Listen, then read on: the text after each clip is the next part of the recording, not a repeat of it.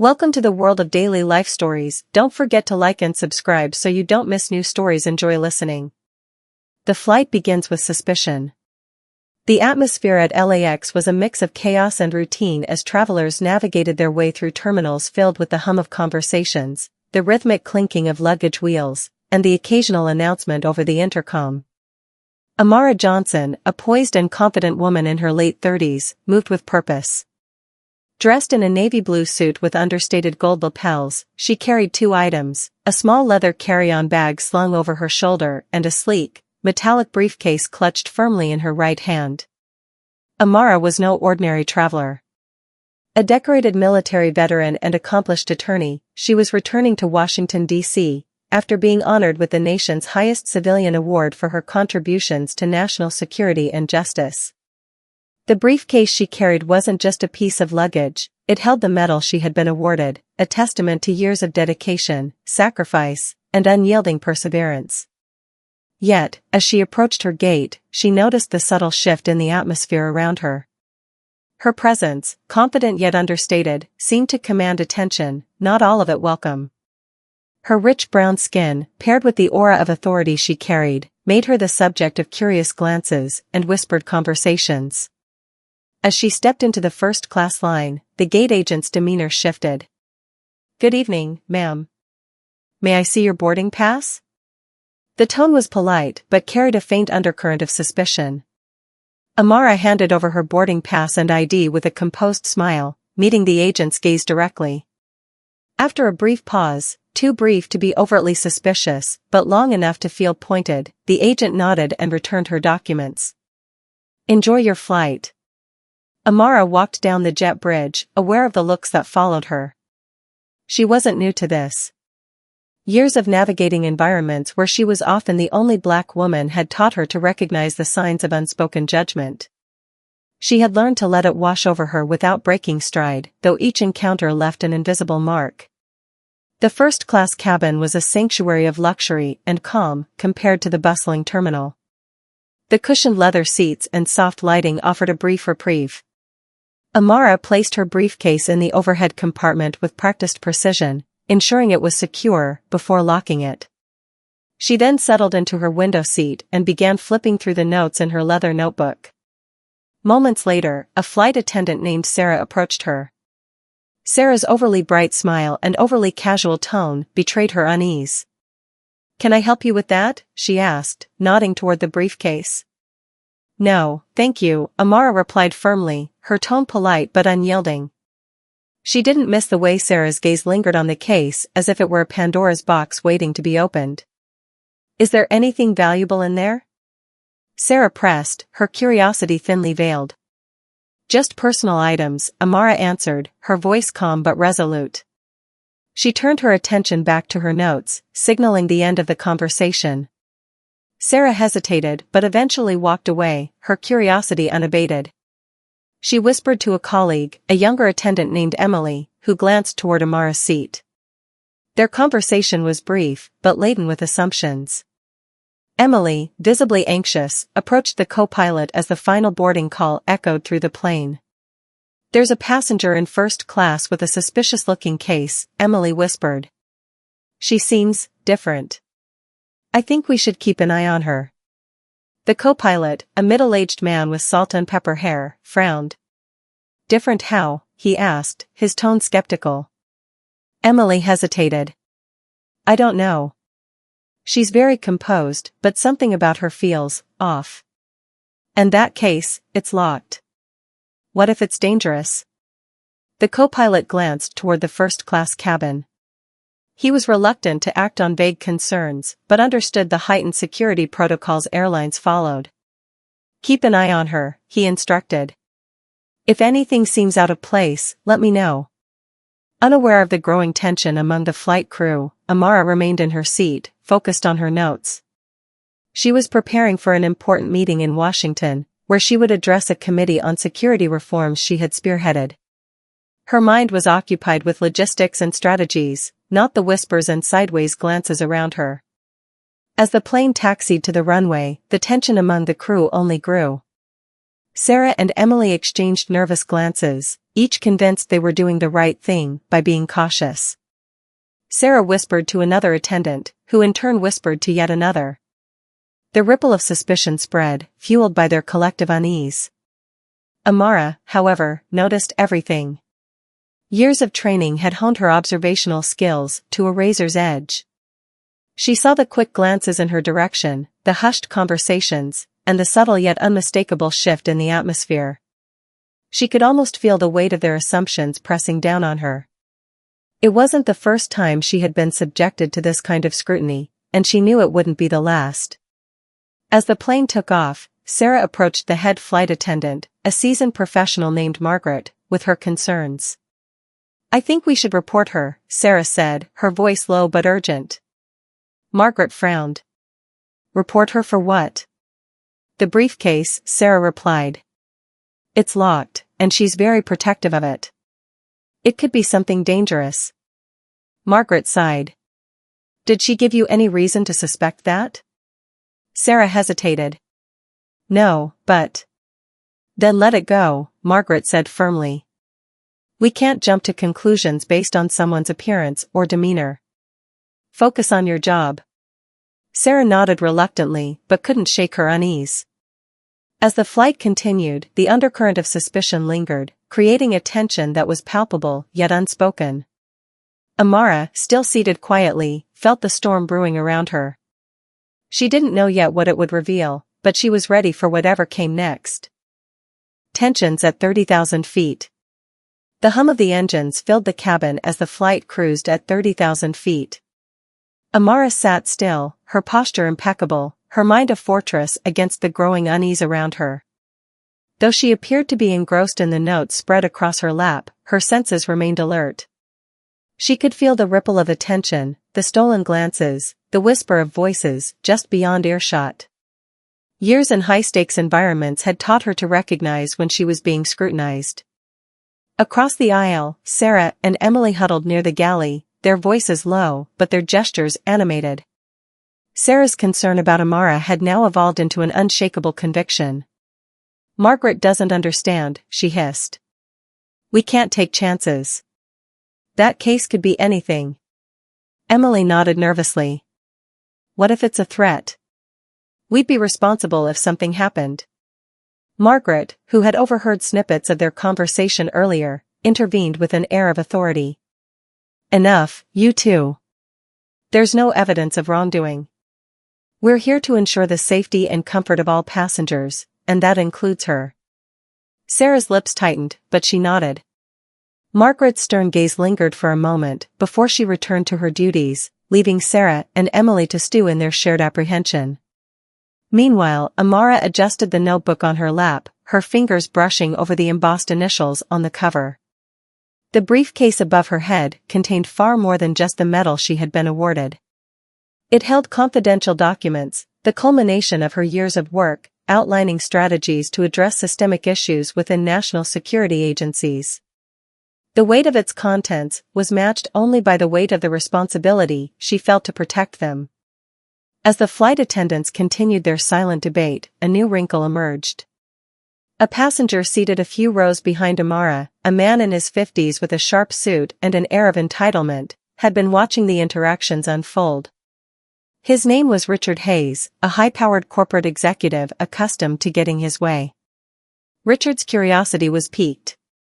He leaned toward Sarah as she passed by and asked in a low voice, "What's the story with that woman in seat 2A?" Sarah hesitated but decided to speak. "We're just being cautious, sir. She has a locked case, and, well, it's unusual." Richard's eyebrows lifted. "Unusual, you say? Interesting." He leaned back in his seat, his mind already spinning scenarios. People like Amara always intrigued him. Not because of her achievements or presence, but because she seemed to embody an air of authority that rivaled his own. To him, this was a challenge.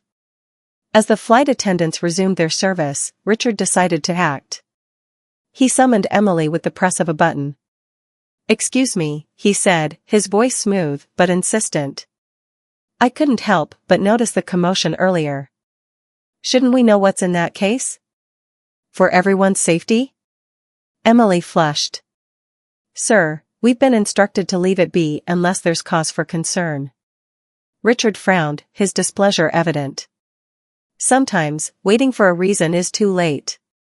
I fly frequently, and I've seen incidents that could have been avoided with vigilance. Emily nodded, her resolve weakening under his authoritative tone.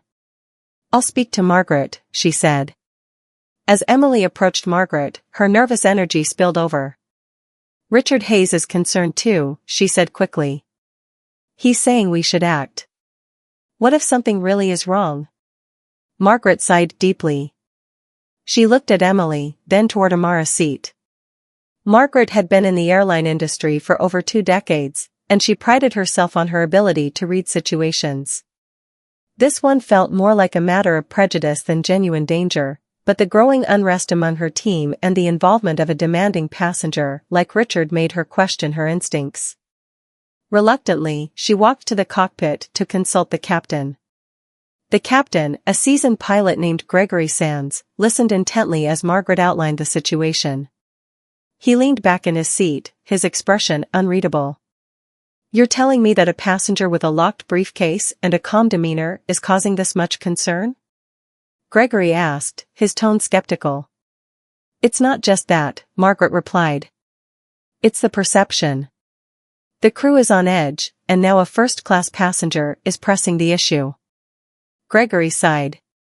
Margaret, you know as well as I do that perception isn't fact. But if this escalates further, it could become a customer relations nightmare. Do a quiet check. Approach her discreetly and ask if she's willing to share what's in the case. Margaret nodded, her shoulders heavy with the weight of the task. She returned to the cabin, her resolve firm. As she approached Amara's seat, she forced a polite smile. Ms. Johnson, she began, her voice measured, I hope you're enjoying the flight. I wanted to ask about your briefcase. Amara looked up from her notebook, her expression neutral. Yes? Some of our crew and passengers have expressed curiosity about its contents, Margaret continued delicately. I understand it's personal, but would you be willing to share anything that might put their minds at ease? Amara's expression hardened slightly, though her tone remained calm. It contains items of personal significance. I assure you, it poses no threat to anyone on this flight. Margaret nodded, sensing the steel in Amara's voice. Thank you for clarifying. I'll convey that to the crew. As Margaret walked away, Amara's fingers tightened around her notebook. She could feel the familiar sting of being questioned, of having her integrity doubted. It wasn't the first time she'd faced such challenges, but it didn't make it any easier. In the galley, Margaret relayed Amara's response to Sarah and Emily. She said it's personal and poses no threat, Margaret said firmly. That should be the end of it. But Sarah wasn't satisfied. What if she's lying? Margaret's patience snapped. Enough, Sarah. We're flight attendants, not investigators. This ends now. Sarah backed down, but her dissatisfaction was evident. Meanwhile, Richard Hayes observed the exchange with growing irritation. He wasn't used to being ignored, and the lack of action gnawed at him. As the plane continued its journey, the tension in the cabin simmered just below the surface. Amara, ever observant, braced herself for what she sensed was an inevitable confrontation. She didn't know who would instigate it or when, but she knew it was coming. Her resolve, however, remained unshaken. The truth inside that briefcase, and the truth about her, was more powerful than any assumptions they could make. And soon, that truth would be revealed in a way no one on that flight could have anticipated. The suspicion unfolds. The cabin hummed with the low murmur of passengers settling in, and the usual pre-flight announcements echoed softly. Amara sat upright, her posture composed yet alert, her mind focused on the task awaiting her in Washington, D.C. Her hands rested on the open notebook, the words inside carrying weight only she fully understood. Her sleek silver briefcase remained locked securely in the overhead bin, its contents a symbol of her journey, sacrifices, and triumphs. Meanwhile, the flight attendants gathered discreetly at the front of the plane. Sarah whispered hurriedly to her colleague, who had fetched the co-pilot moments earlier. The flight crew's nervous glances in Amara's direction had not gone unnoticed. Amara, trained in high-pressure scenarios, sensed the tension like an impending storm, but she remained outwardly calm. The co-pilot, a tall man with salt and pepper hair named Greg, approached the cluster of flight attendants with an air of authority. "What's the situation?" he asked, his voice low but stern. "It's that woman in 3A, Sarah said, her eyes darting toward Amara. "She has a silver case. Locked it up like Fort Knox. And, well, she's acting different." Greg frowned. "Different how?" "I don't know," Sarah stammered. "It's just a gut feeling. She's too composed, too serious. And the case looks suspicious." Greg sighed, glancing toward the first-class cabin. "You can't report a passenger for being different." "What's in the case?"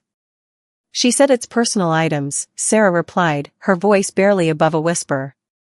"But I think we should be cautious. You never know these days." "All right," Greg said after a pause. "I'll notify the captain and suggest we take extra precautions. Better safe than sorry." Minutes later, as the plane taxied toward the runway, Amara caught the subtle shift in the cabin's atmosphere.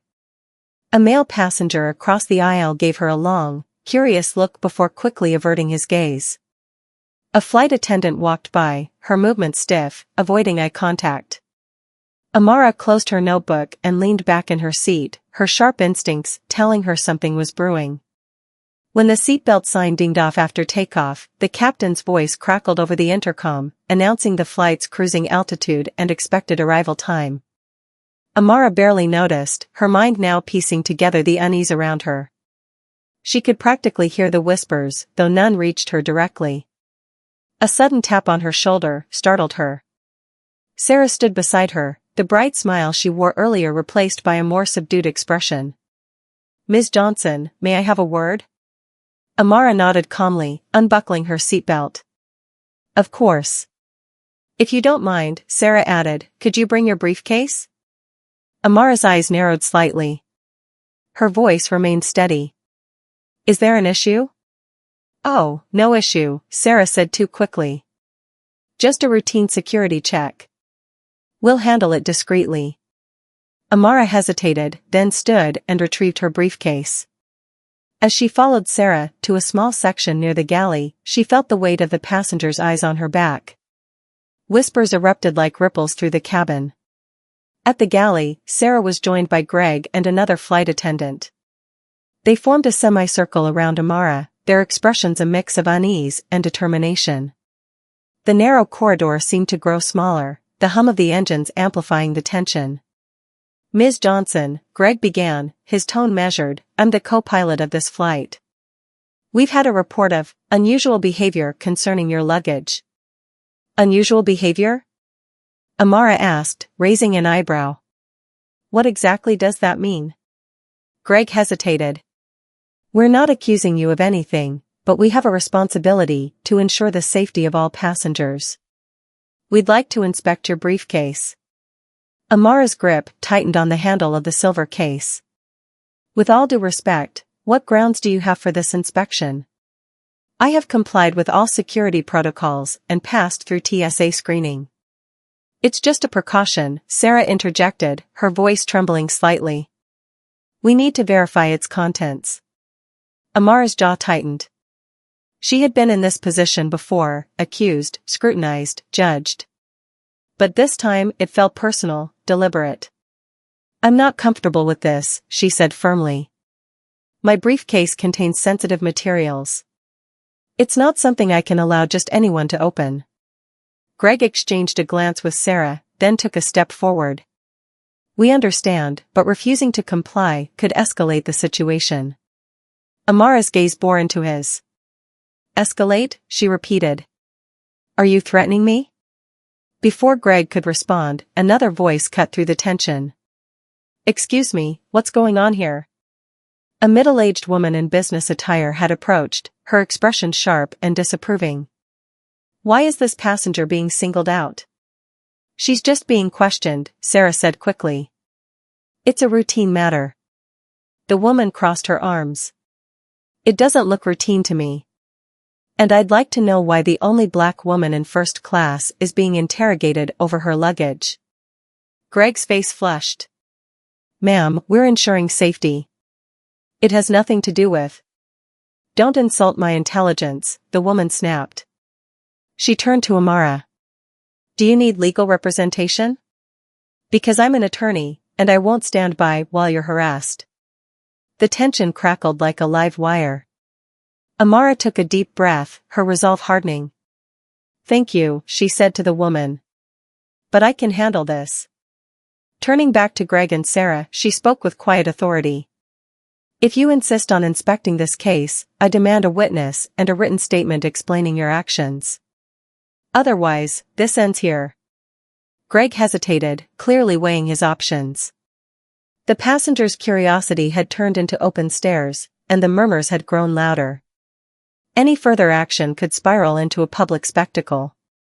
Finally, he nodded reluctantly. We'll bring this to the captain. But you should know, this isn't over. Amara held his gaze, unflinching. It never is. As she returned to her seat, briefcase in hand, Amara felt a mix of emotions, anger, frustration, and a deep weariness that came from fighting the same battles over and over. The attorney who had intervened gave her a supportive nod before returning to her own seat. But Amara's mind was already elsewhere. She knew the truth would soon come to light, and when it did, it would be undeniable. She opened her notebook again, her pen moving with a renewed purpose. Unbeknownst to the crew, what lay inside her briefcase was far more valuable, and more shocking, than they could ever imagine. And when the moment came, they would have no choice but to confront their own biases in the face of irrefutable truth. A legacy unveiled. The tension in the cabin hung thick, palpable enough that even the passengers in the economy section felt its weight.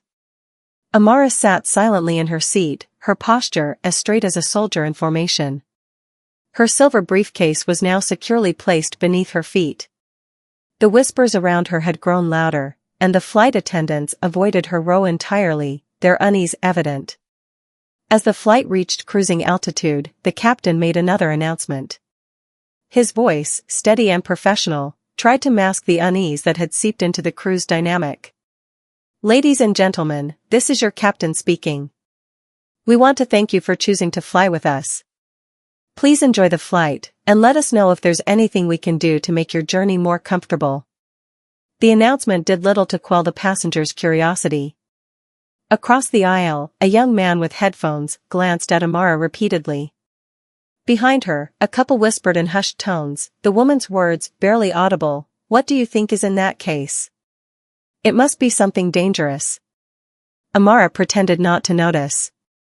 Her years of experience in high-pressure environments had taught her to stay composed even when the odds seemed stacked against her.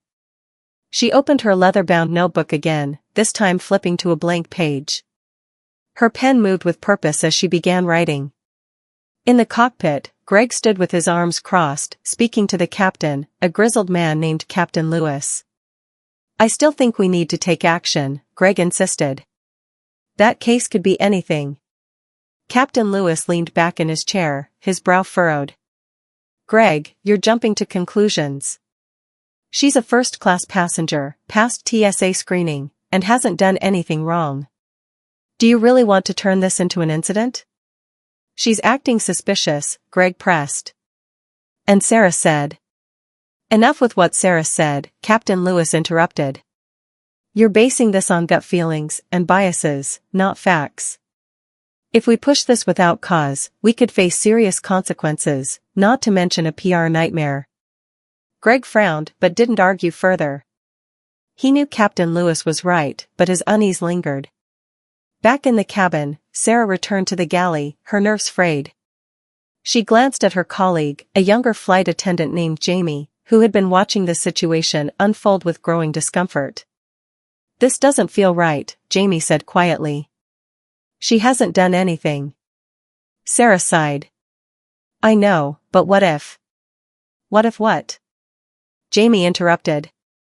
What if we're wrong? What if we're just stereotyping her, because she's different? Because she doesn't fit into some preconceived notion of what a first-class passenger should look like? Sarah looked away, unable to respond. Jamie's words echoed in her mind, gnawing at her conscience.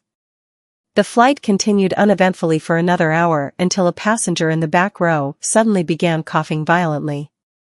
The sound cut through the cabin like a siren, and heads turned as the man's coughing grew worse. A flight attendant rushed to his side, while others moved quickly to retrieve oxygen masks and first aid supplies. Amara watched the commotion unfold, her instincts kicking in. Without hesitation, she stood and approached the scene, her commanding presence parting the crowd of passengers. "I'm a medic," she announced calmly. "Let me help." The flight attendant hesitated but stepped aside as Amara knelt beside the man, assessing his condition with practiced precision. Her hands moved swiftly, checking his pulse and airway. She tilted his head back slightly, ensuring his breathing passages were clear. "He's having an allergic reaction," Amara said, her voice steady. "Does anyone have an epinephrine injector?"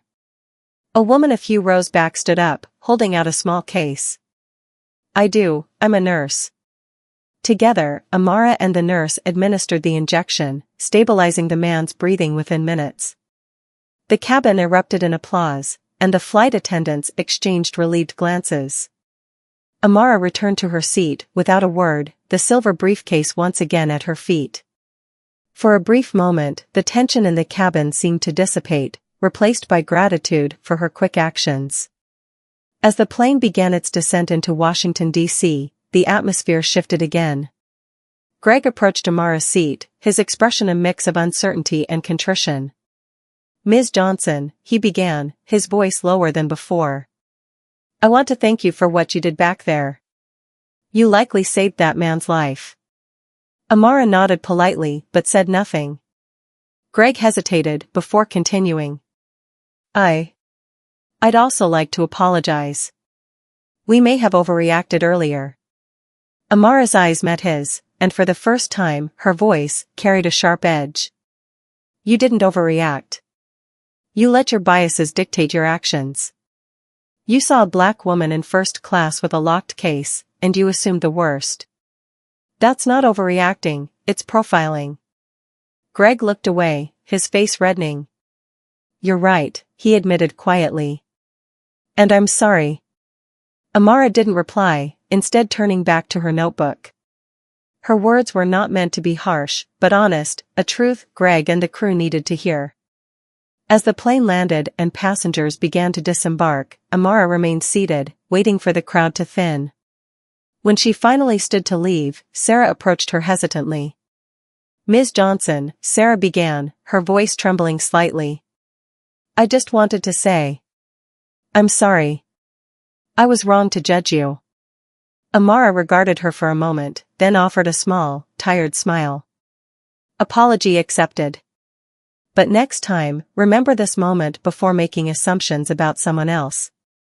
Sarah nodded, tears welling in her eyes. "I will. Thank you."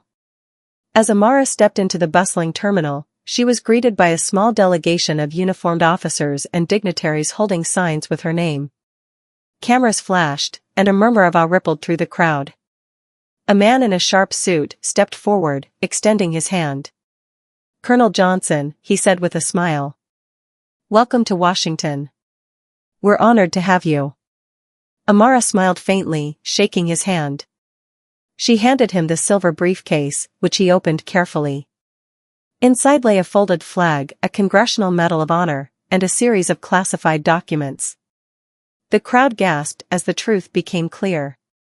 Amara Johnson was not just a first-class passenger, she was a decorated military hero, en route to brief Congress on national security matters. As she walked away with the delegation, Sarah and Jamie stood in the distance, watching in stunned silence. The weight of their earlier assumptions hit them like a tidal wave. "Wow," Jamie whispered. "We were so wrong." Sarah nodded, her expression somber. "We were. And I'll never forget it." Amara's legacy, they realized, was far more than what they had seen on the surface. It was a lesson in resilience, justice, and the courage to confront biases, a lesson they would carry with them forever. The ripple effect. The delegation led Amara through the terminal, her silver briefcase carried with reverence by a junior officer. Around her, the chaos of the airport seemed to dim, replaced by a growing bubble of awe and respect. Travelers stopped mid-step, some whispering, others snapping photos. It wasn't every day they saw a national hero walk through the concourse. Amara kept her composure, her focus on the tasks ahead. The ceremony awaiting her in Washington was a pivotal moment, not just for her but for the countless individuals she represented. Her years of service, the sacrifices she had made, and the battles fought both on and off the field had culminated in this moment. Yet, her thoughts lingered on the flight and the series of events that had unfolded. The attorney who had stood up for her during the flight approached. "Colonel Johnson," she began, her tone still as sharp and confident as before. "I just wanted to say, what you did up there, for that man, for everyone, it was extraordinary." Amara gave her a small smile. "Thank you. And thank you for stepping in when you did. It shouldn't take someone else's voice for people to listen, but I appreciate yours." The woman nodded, then handed Amara her card. "If you ever need legal representation, or even just an ally, call me." Amara slipped the card into her jacket pocket with a nod of appreciation before turning to board the black SUV waiting outside the terminal. The conference room in Washington buzzed with anticipation. The ceremony was scheduled to begin in less than an hour, and dignitaries, military officials, and journalists filled the space, their conversations overlapping like waves crashing against the shore. At the center of the room stood a podium adorned with the seal of the United States Congress, flanked by American flags. Amara, now dressed in her formal military uniform, stood quietly to the side, her silver briefcase resting on a table nearby. She was joined by Major General Harper, her longtime mentor and one of the highest-ranking officials in the room. "You've come a long way, Amara," Harper said, his voice filled with pride. "And not just in your career. You've carried more weight on your shoulders than most will ever understand." Amara nodded, her gaze steady.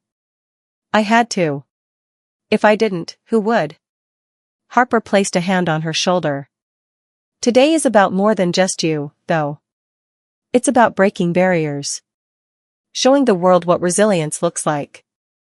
You're not just receiving this medal, you're redefining what it means to serve." As the ceremony began, the room fell silent.